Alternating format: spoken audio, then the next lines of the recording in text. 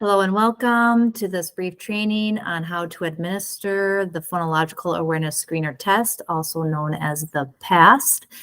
In this training, I'll be going over what is the PAST, why are we going to be using it across our district within our special ed department for students in elementary, who will we be assessing, when should you be doing the assessing, and how do you do the assessing.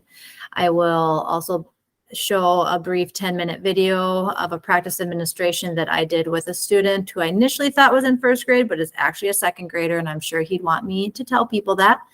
So let's get started. All right, so what is the PAST? It is an informal phonological awareness diagnostic and progress monitoring tool. It assesses phonological skills at the syllable and onset level, and then at the individual phoneme level through deletion and substitution activities.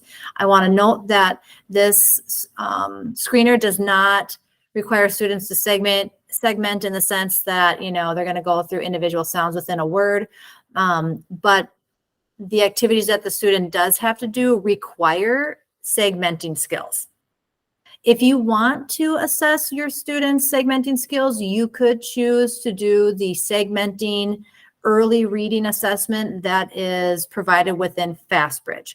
If you have questions on that assessment, please reach out to me and I can help you with trainings on that because they are available on FastBridge.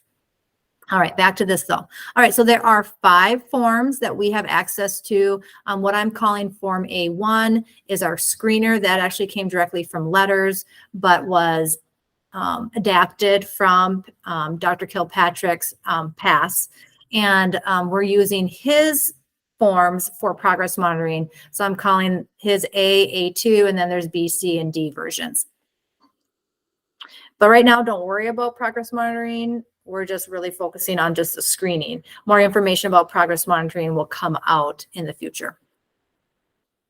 So we're assessing our students because we know that phonology skills, specifically those at the individual phoneme level, are a foundation of successful reading and spelling. It's going to help us determine gaps and deficits within phonological and phonemic awareness skills, and it provides us with a consistent tool that we can collect this data across our district at the elementary level.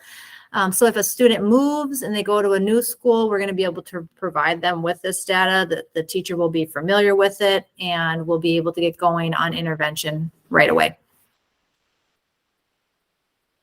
So we are assessing all of our K through 2 students. We can also use it with our students in grades 3 through 5 who have significant reading and spelling deficits. And I would really encourage you to use it with all of your students because you'd be surprised at what a student maybe cannot do and how it might be impacting their reading and their spelling.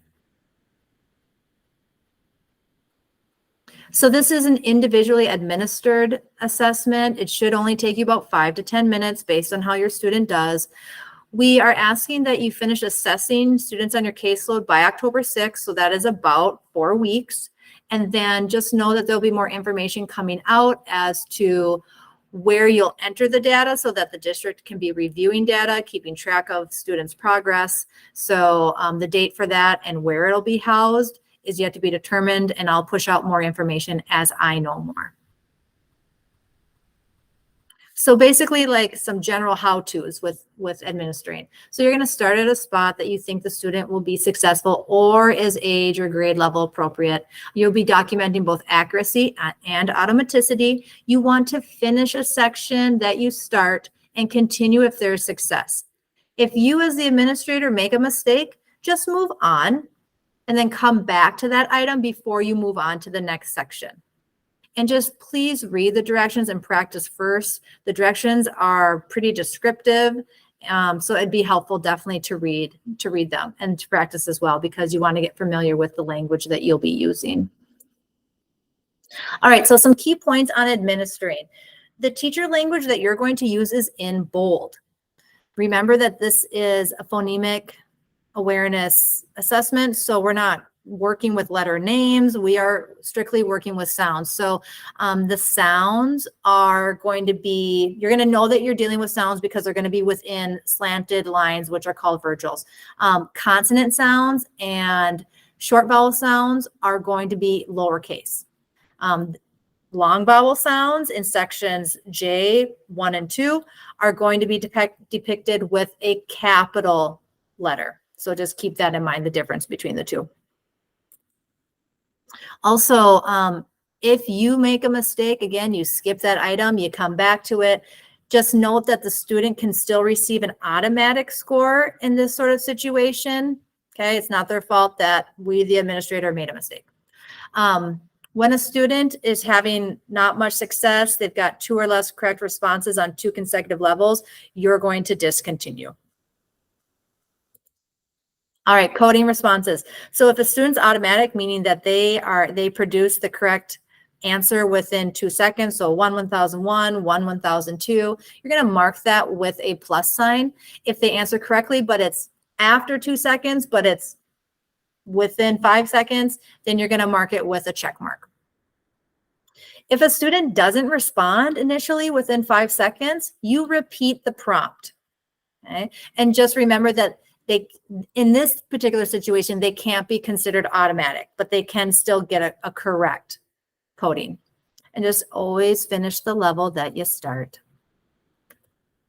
All right, when a student makes mistakes, you're going to code that with a 0. Okay, and you're going to use this coding when the student provides an incorrect response, or you repeat that prompt because they didn't respond within 5 seconds initially, and they take more than 5 seconds again to provide a correct response. If it's an incorrect response, you're going to mark it like with that 0 again too.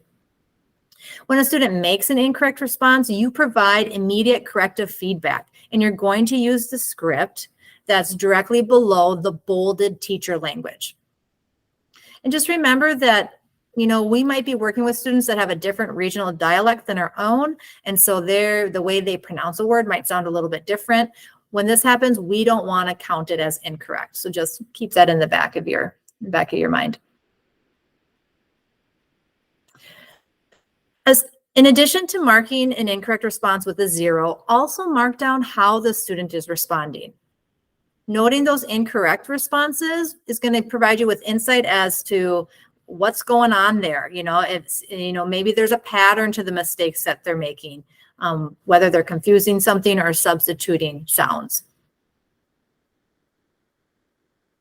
Okay, so now we're going to watch an administration video. I'm going to take us over to YouTube here, so just give me a second.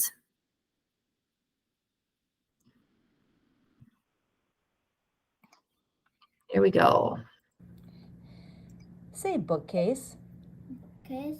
Now say bookcase, but don't say book. Case. Say sunset. Sunset. Say sunset, but don't say sun. Set. Say spaceship. Spaceship. Say spaceship, but don't say space. Ship. Say silver. Silver. Now say silver, but don't say sill. Ver. Say market. Market. Say market, but don't say mar. Pet. Say gentle. Gentle. Say gentle, but don't say gen.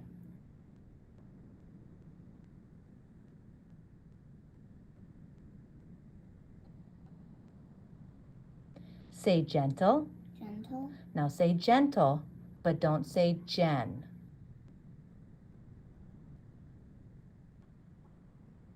Tall. Okay. All right, kiddo. Say October. October. Say October, but don't say ock. Tober. Say umbrella. Umbrella. Say umbrella, but don't say Umbrella.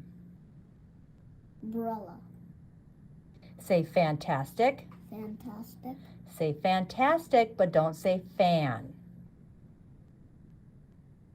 Tastic.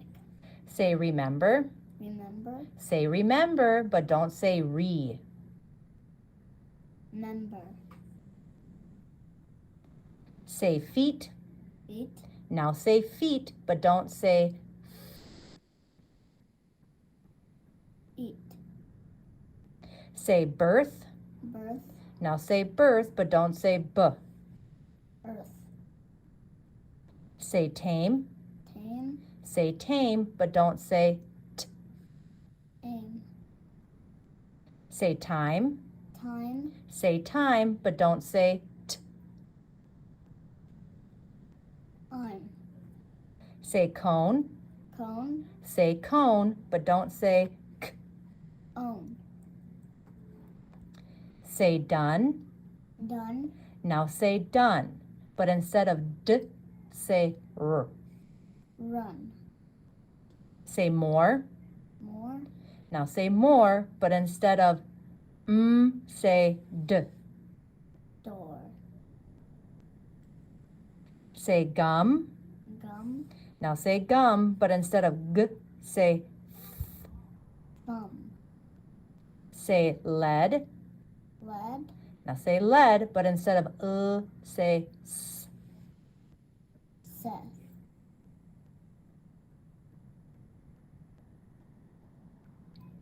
If you say lead and change to s, it is said.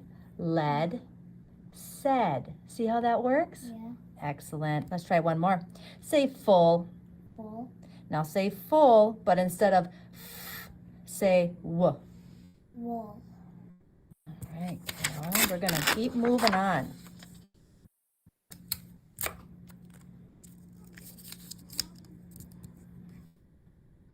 All right. Say sleep. Sleep.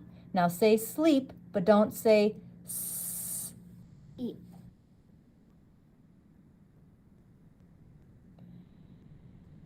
If you say sleep without the s, you get leap. Sleep, leap. See how that works? Yeah. Let's try another one. Say crane. Crane. Now say crane, but don't say k. Rain. Say bright. Bright. Now say bright, but change b to f. Fight.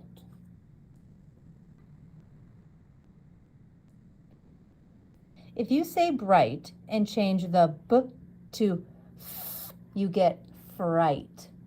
Let's try another one. Okay. Say plowed. Cloud. Okay, now say plowed, but change p to k. Cloud.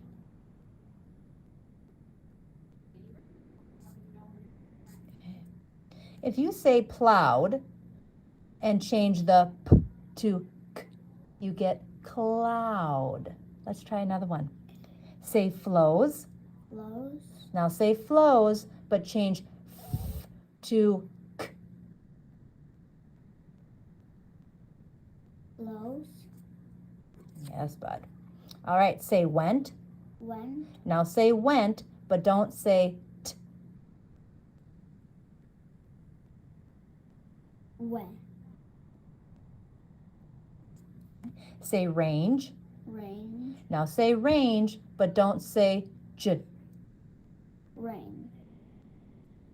Say wheat. Wheat. Now say wheat, but don't say t. Wheel. Say niece. Niece. Now say niece, but don't say s. Knee. Say drive. Drive. Now say drive, but don't say v. Drive.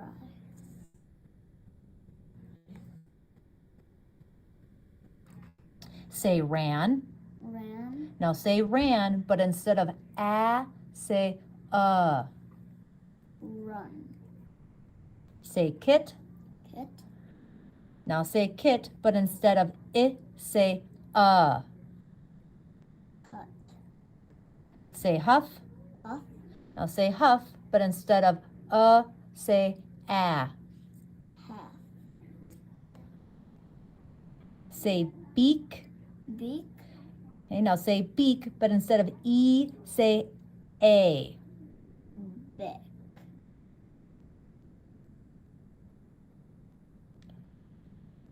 If you say beak and change the E to A, you get bake. Beak, bake. Let's try another one. Say fine. Fine. Now say fine, but change I to O. Bone. Say bread, Bread. but now say bread, but don't say r. Bed. Say sneak. Sneak. Now say sneak, but don't say n. Seek. Say crew. Crew. Now say crew, but instead of r, say l. Rule. If you say crew and change the r to l, you get clue. Crew, clue. Let's try another one. Say proud. Proud. Now say proud, but change r to l. Loud. If you say proud and change the r to l, you get plowed. Proud, plowed. Let's try another one. Say sneeze. Sneeze. Now say sneeze, but change n to k. Keys.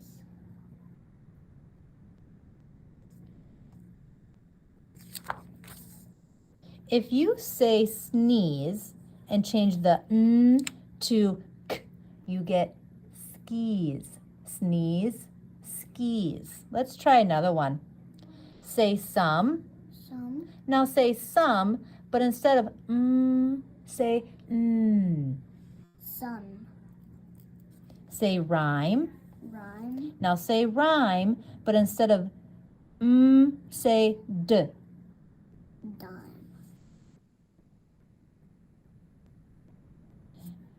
If you say rhyme and change to d, you get ride. Rhyme, ride. Let's try another one. Say night. Night. Say night, but change t to s. Sight. If you say night and change t to s, you get nice. Night, nice. Let's try another one. Say seam. Seam. Now say seam, but instead of say t.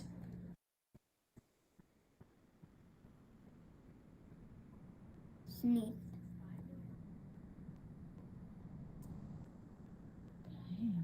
If you say seam and change the to t, you get seat. Seam, seat. Say keep. Keep. Say keep, but change p to z.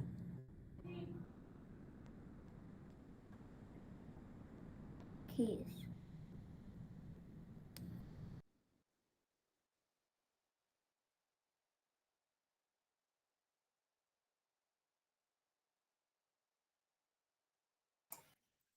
All right, we're coming back together here.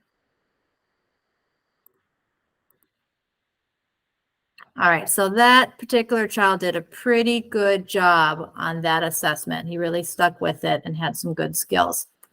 Next up, I just wanted to quickly show you the completed recording form, so you can just kind of see what it looks like up close, and then we'll finish up here.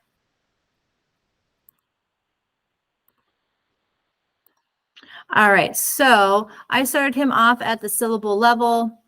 I just wanted to make sure that he was having success. He did well. He was very accurate, had some automatic scores as well. Did well with the onset rhyme as well, deleting and substituting. Then we stepped into that individual phoneme level. Again, did a pretty darn good job. Lots of accurate answers with some automatic answers as well.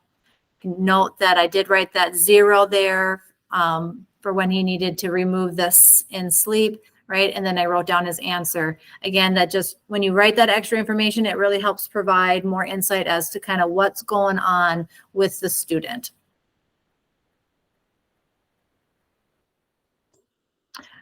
Okay, so next steps. There is a quiz that you will take to just show us that you completed this training. It also has CEUs connected with it.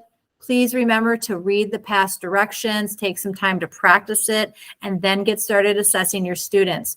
Remember that there's that date of October 6th that we would like for you to get your assessing done by, and just stay tuned because I'll have more information as to kind of where we're going to house the data and when we need to have you enter that data by. Last but not least, I will hold some online office hours. So just be watching your email for those dates and times. And at that time, you could hop on and ask me any questions. We could go through it a little bit if you'd like. I can provide whatever sort of support that you might need. Reach out with any questions or concerns. And again, I appreciate you watching the video today.